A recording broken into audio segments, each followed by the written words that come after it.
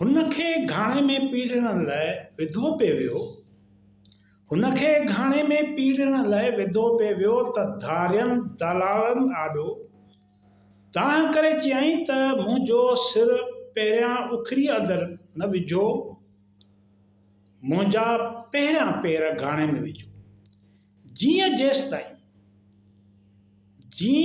जेसिताईं सिसी उखरीअ ताईं पहुचे उन महल ताईं पंहिंजे देस खे ॾिसंदो रह। तमामु वॾी ॻाल्हि आहे त हू चवे थो त मूंखे तव्हां घाणे में पीड़ियो पिया, पर पहिरियां मुंहिंजो सिर घाणे में न विझो, पेर विझो, जेसिताईं बाक़ी जिस्म जो हिसो पीड़िजे तेसिताईं मां पंहिंजे अखियुनि सां पंहिंजे देस खे ॾिसंदो रहां। हू को चोर धाड़ेल ऐं फोरू न हो, पर हिन देस जे आज़ादीअ जो मतवालो हो, जंहिं दुश्मन सां विख विख ते वेड़ कई हुई। संदसि सरबराहीअ में सिंधियुनि जे लश्कर ऐं दूल्ह दरिया ख़ान जे पुटनि पंहिंजो रतु वहायो। अॼु पाण उन ई मखदूम बिलावल जी ॻाल्हि कंदासीं, जंहिं मुल्क ते मौत क़बूलियो हो, पर इन खां दोस्तनि भाउरनि ऐं भेनरुनि खे गुज़ारिश आहे त असांजे चैनल खे सब्सक्राइब कनि, हिन अहम वीडियो खे आख़िर ताईं ॿुधनि, जीअं हू दुनिया जे उन्हनि अज़ीम इंसाननि ते फ़ख़ुरु करे सघनि जेकी पाण त क़ुर्बान थी विया, पर देश वासियुनि जो कंधु फ़ख़ुर खां ऊचो करे विया। मखदूम बिलावल सिंध जे समा राज दौरान वतन सां मुहबत जा नवां बाब लिखिया। पाण ज़ात जो समूह, संदसि वालिद जो नालो मखदूम हसन। मखदूम बिलावल जामशोरे ज़िले जे हिकु ॻोठ टिल्टी में 856 हिजरी बमुताबिक़ 16 जून 1451 ईस्वीअ में जनम वरितो।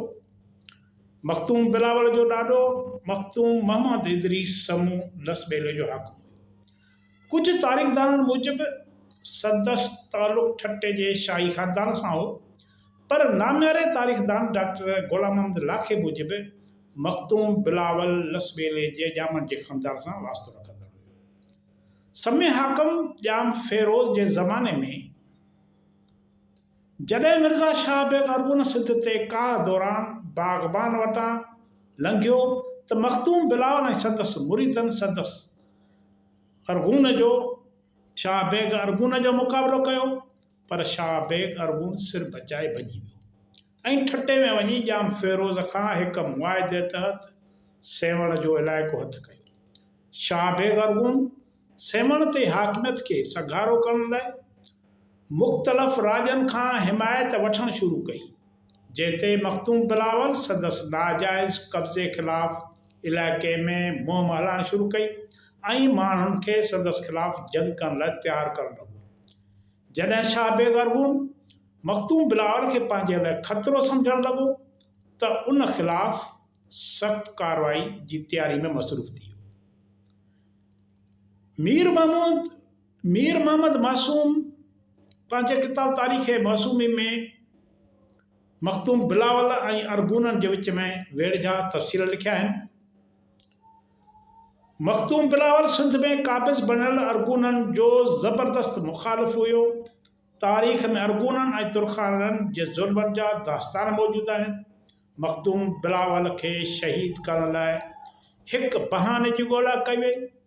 मौलाना दीन मोहम्मद वफ़ाई इन पस मंज़र में लिखियो आहे त आख़िरकार वक़्ती सियासत सबबि मखदूम बिलावल खे शहीद करायो। साईं जी सैद लिखियो आहे त मखदूम बिलावल जी शहादत जो वाक़ियो हज़रत मखदूम नूह अलैह जे पोटे मियां ग़ुलाम रसूल सिद्दीक़े जे लिखियल किताब में पिणु मिले थो।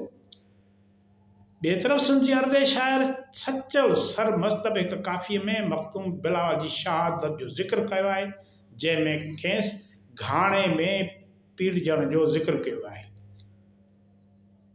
सचल सरमज़ जो शेर आहे त घाणे में बिलावल पीड़ायई, घाणे में बिलावल पीड़ायई, इनायत मैदान माराई। डॉक्टर गुलाम अब्दुल्ला के मूजिब मखदूम मोहम्मद आकिल फारसी ज़बान में गंजीना जहान नमा किताब टिनि जुल्दनि में सन 1871 ईस्वी में लिखियो। उन जो सिंधी ख़ुलासो मखदूम मोहम्मद शफ़ी अब्बासी कयो। फारसी तोड़े सिंधी ख़ुलासो अञा न छपियो आहे। मखदूम बिलावल जे घाणे में पीड़जण वारी रवायत ऐं उन में महदवियुनि जे मुलवस हुजण जो ज़िक्र हिन किताब में मिले थो। सैयद हैदर शाह अजनानी नाले बुज़ुर्ग हालनि जे आसपास रहंदो हो।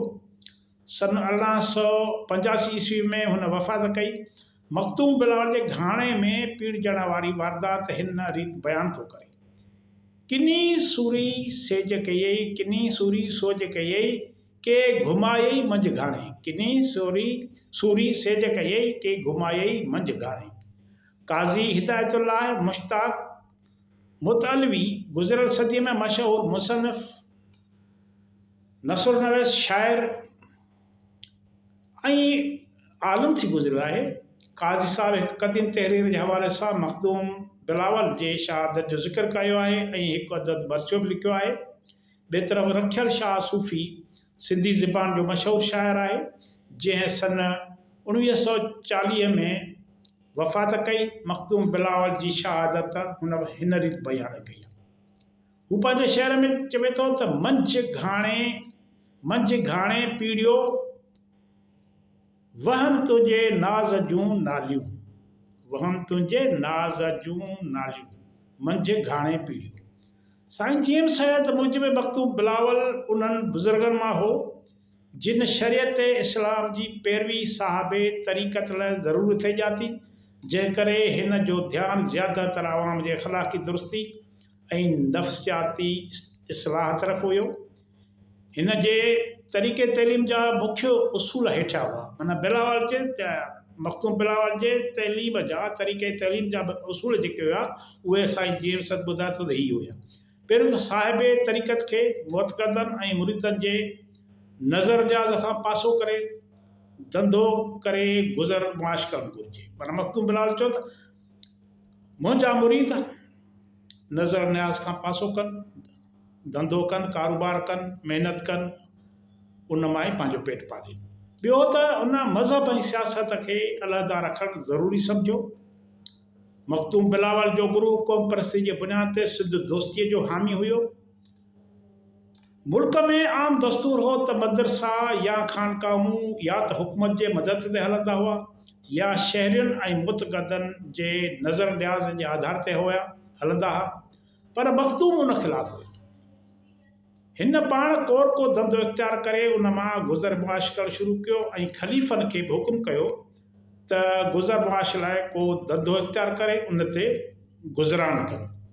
पर वटि अचनि त बि पंहिंजो पाण सां खाधे पीते जो सामान खणी अचनि।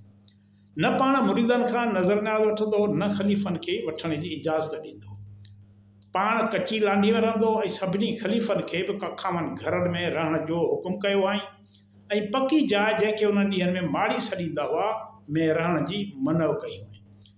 बिलावली तरीक़े जे ख़लीफ़नि लाइ सादे खाधीअ जे कपिड़े ऐं सादी खुराक लाज़मी क़रार ॾिनई। रेशम ऐं उम्दे कपिड़े या ताम खाइण जी इजाज़त न हुई। घर में जर्दीअ जो पींघो या खट रखण जी इजाज़त न हूंदी। सादी खटोलीअ ते सुम्हण जो हुकुम हो। औरतुनि खे बि दोहरियूं बाहियूं, कड़ियूं, नथूं ऐं रेशमी कपिड़े पहिरण जी मनव हुई। इंतकाल बैदि पंहिंजे मथां कुबे अॾाइण जी बि मनव कई हुई त जेकॾहिं मां मरी वञा मुंहिंजे मथां कुबो न अॾाइजो। उहा इतफ़ाक़ात हाणे हुनजे क़बर ते कुबो अॼल आहे। मखदूम साहब सिंध ते धारियुनि जी हुक्मरानी जे मुख़ालिफ़ हुयो। मखदूम बिलावल ऐं संदसि मुतक़दनि सिंध जे समा हुकूमत जी अरगूननि जे ख़िलाफ़ मदद कई। संदसि मुतक़द अरगूननि ख़िलाफ़ हिंदुनि सां गॾिजी विढ़िया। साईं जीएम सैयद पंहिंजे किताब सिंध जे सूरमा में लिखे थो त मखदूम बिलावल खे तारीख़ इस्लाम बाबति मुकमिल ॼाण हासिल हुई। हू सम्झंदो हो त मज़हब ऐं सियासत जे गॾिजण सां नुक़सानु थींदो। मज़हब खे हाकिम पंहिंजे मर्ज़ीअ मूजिबि इस्तेमालु कंदा। सिंध खे दहली ऐं अफ़गानिस्तान तरफ़ जे मुस्लमान हाकमनि खां जंगनि ऐं फुरलुट जो हमेशह ख़तरो रहंदो हो। इन करे सिंध जा माण्हू इन्हनि मुल्कनि खां ईंदड़ मज़हबी प्रचार कंदड़नि खां बि ख़बरदार रहंदा हुआ, छाजे करे जो उहे धारियुनि हाकमनि जा छॾियल एजेंट हुया, जेके मज़हब जे नाले ते हितां जे माण्हुनि खे वर्गलाए धारियुनि जी हमले लाइ कब्ज़े लाइ राह हमवार कंदा हुआ। जॾहिं सैयद मीरा मोहम्मद शाह जूनपुरी सिंध में आयो ऐं पाण खे महदी सॾाए बैयत वठणु लॻो त इन नज़रिए खे मखदूम बिलावल सिंध जे मुफ़ाद लाइ नुक़सानकार सम्झी रद्द करे छॾियो। मखदूम बिलावल पंहिंजे ख़लीफ़े सैयद हैदर शाह सनाई सनवारे खे सैयद मीर मोहम्मद शाह जे काफ़िले ते हमिलो कराए सिंधु दरिया में संदसि ॿेड़ियूं ॿोड़ाए छॾियूं, जंहिं सबबि ही अफ़गानी सिंध में पंहिंजी महदवी तहरीक जी प्रचार रोके अफ़गानिस्तान भॼी वियो। जॾहिं जाम फिरोज़ जी नाली ऐं दरबार में ॿाहिरिनि जे असर करे नवाब दुलह दरिया ख़ान बदिल थी वज़ारत खां ॿाहिरि निकितो ऐं अरगुननि मुल्क फ़तह कंदे ठटे पहुता। आख़िर वक़्त में दरिया ख़ान सिंध ख़ातिर विढ़ंदे शहीद थी वियो ऐं उन खां पोइ दुलह दरिया ख़ान जे पुटनि मोटण ख़ान ऐं महमूद ख़ान राणे रड़मल ऐं जोधा संग सोढनि सहतनि ऐं मखदूम साहब जे मुरीदनि टिल्टी वटि ॿियो दफ़ो अरगुननि सां जंग कई, जंहिंमें सभु शहीद थी विया। इन खां पोइ मखदूम साहब खे पतो पियो त आईंदह वार भथस थियण वारो हो, इन करे हिन फ़ैसिलो कयो त पाण अकेले सिर उनखे मुंहुं ॾींदो। शाह बेग अरगुन मखदूम बिलावल खे पंहिंजे रस्ते तां हटाइण लाइ रिथाबंदी करणु लॻो। धारे दुश्मन वटि मज़हब हिकु हथियार तौरु मौजूदु हो। हिन माण्हुनि जे मज़हबी जज़्बनि सां खेॾण जी कोशिशि कई। धारे हाकम मखदूम बिलावल ते मज़हब इस्लाम जे ख़िलाफ़ हुजण जा मुख़्तलिफ़ इल्ज़ाम लॻाया। मखदूम बिलावल ख़िलाफ़ हिकु साज़िश जी शुरूआति कई वई, जंहिं हेठि हिकु मोचीअ खां जुती तयारु कराई वई, जंहिंमें पाक वर्क विधा विया ऐं इहा जुती मखदूम साहब खे नज़राने तौरु ॾिनी वई। पर रवायत आहे त मखदूम साहब इहा जुती पेरनि में कॾहिं बि न पाती हुई।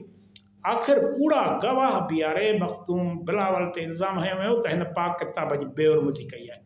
इन ॾिस में मखदूम बिलावल ख़िलाफ़ मज़हबी आलमनि खां बेहुरमतीअ जे ॾोह में मौत जी सज़ा जी फ़तवा ॾियारी वई ऐं खेसि घाणे में पीड़ाइण जो हुकुम ॾिनो वियो। मखदूम साहब खे वक़्त जे काज़ी सफ़ाईअ में कुझु चवण लाइ चयो त मखदूम साहब चयो त मां कुझु चवणु नथो चाहियां। उन वक़्तु जिस्म खे लोही खाणे में पेरनि खां वठी पीड़े शहीद कयो वियो। संदसि मुरीदनि ऐं मोतगदनि संदसि खून ऐं गोश्त जा टुकड़ा जमा करे मौजूदा जाइ ते दफ़न कया, जिते संदसि अॼु रोज़ो आहे। संदसि मखदूम बिलावल जी शहादत तारीख़ 1 मुहर्रम 929 हिजरी मुताबिक़ 1522 ईस्वीअ ते थी। सिंध अॼु बि मखदूम बिलावल खे पंहिंजी जदोजहद में सूंहं सम्झे थी। अवां सभिनी जी वॾी वॾी महिरबानी। ईंदड़ वीडियो ते इजाज़त ॾियो।